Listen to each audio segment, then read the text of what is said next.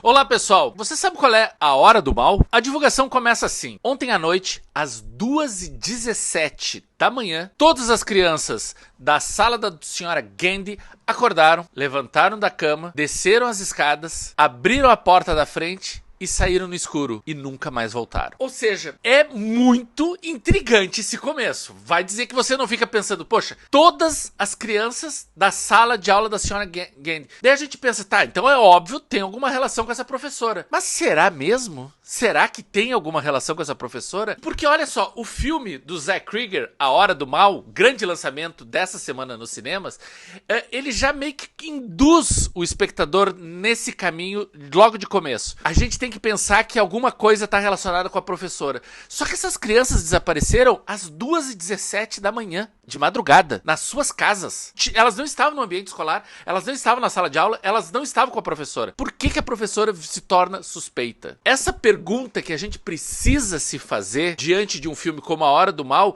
é só o começo de uma trama muito intrigante, muito intrincada e muito bem elaborada desse exercício de terror e suspense proposto pelo Zach Cregger. Se você assistiu ao filme anterior dele, Noites Brutais, Barbarian no original, você sabe que as coisas não são tão simples. O Zach Cregger, ele elabora suas histórias como um bolo com camadas, sabe? É como a superfície, né? Como um terreno que tu sabe que vai vir a grama, vai vir a terra, vai vir a água, as coisas vão se aprofundando, vão se desenvolvendo, vão se misturando. E em A Hora do Mal isso acontece mais uma vez. Por que de imediato a gente começa a desconfiar dessa professora? Uma reunião de pais e mestres, e essa professora super acuada, sem saber o que fazer, ela é atacada com muita velocidade por um dos pais desses alunos. Dá um estalo, começa um novo capítulo dessa história e a gente vai ver esse pai. O que aconteceu por trás desse pai? Por que esse pai tá tão... Bom, por que ele tá tão desesperado? Seu filho desapareceu, obviamente, mas o que ele tem de diferencial dos outros pais? Ele até entra em contato com um outro casal, vizinhos da mesma cidade, cujo filho também desapareceu, e eles não parecem tão investigativos e tão dedicados a buscar o paradeiro do seu filho. A gente tá acompanhando essa história em particular? Quando ele finalmente confronta a professora num ambiente externo, eles estão num posto de gasolina e se encontram, os dois são interrompidos pelo diretor da escola, com a cara ensanguentada, os olhos saltados, totalmente como se estivesse possuído por algo além do racional, além do verossímil. Seria algo sobrenatural. Aí tem outro ponto de virada em A Hora do Mal. E o filme começa um terceiro capítulo. O diretor da escola.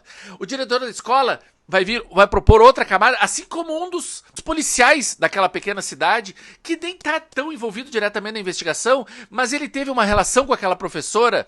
Tu vê como as teias vão se formando, e num dos seus dias de trabalho ele vai perseguir o Jung, o drogadito, o viciado da cidade, que também vai gerar um quarto, quinto capítulo. Ou seja, todas as histórias a gente vai vendo como Akira Kurosawa fez tão bem lá 70 anos atrás em Rashomon. A gente vai vendo cada um desses capítulos, cada uma dessas personagens mostrando o seu ponto de vista e como esse quebra-cabeça vai sendo formado. Até que a gente chega numa das primeiras mentiras contadas pelo diretor, descaradamente, que a gente trata de ignorar. Eu disse lá no começo, todas as crianças desapareceram. Isso não é verdade. Todas, exceto uma. Uma dos alunos seguiu indo à aula. O que esse menino tem de diferencial em relação aos seus colegas? E ele vai ser o último capítulo dessa história. Zach Cregger vai propondo, através desse menino, através desse policial, através do viciado, através do diretor da escola, através do pai de um dos alunos, através da professora, construir uma história de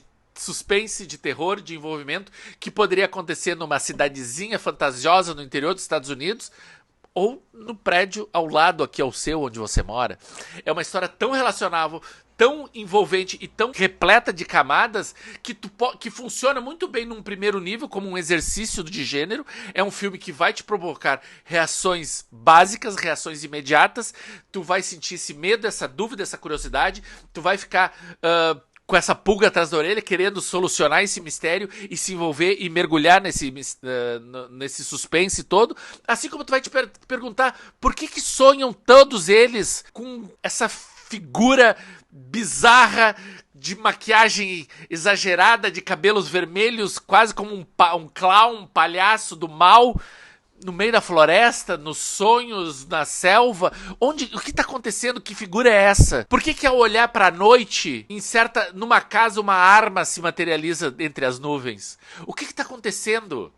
Por que essas crianças, quando finalmente são vistas, estão quase zumbificadas, estão mumificadas, estão assim, reagindo em um comando como se armas fossem, e esse é o título original do filme, Weapons, armas.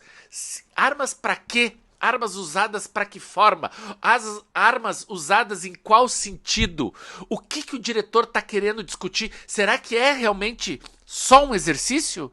Ou será que tem uma parábola, um comentário sobre a juventude, sobre a infantilização, sobre a dificuldade da maturidade lidar com as novas tecnologias e com esse controle das pessoas estarem tendo que recorrer sempre a um mesmo viés para poder se posicionarem frente ao mundo? O que ele tá querendo propor com tantos elementos diferentes em A Hora do Mal? O melhor do filme é justamente jogar todas essas perguntas, oferecer algumas respostas, ao mesmo tempo que abre caminho para outras elucubrações ainda mais profundas e diversas. A Hora do Mal está em cartaz dos cinemas, é um dos filmes mais interessantes a aparecer nos últimos tempos. Nós gravamos um podcast aqui no Papo de Cinema com o colega André Guerra. O André chamou o filme de Magnólia do Mal. Será mesmo? Será um shortcuts, um filme coral, um filme assim, que todos esses personagens estão querendo dizer uma única coisa, e é justamente por tu mergulhar em cada uma dessas histórias é que cada espectador vai formar o seu filme? A Hora do Mal está em cartaz do cinema e a gente recomenda com muito entusiasmo. Logo, logo a gente volta com mais críticas em vídeos aqui no Papo de Cinema. Fiquem ligados. Beijo, tchau!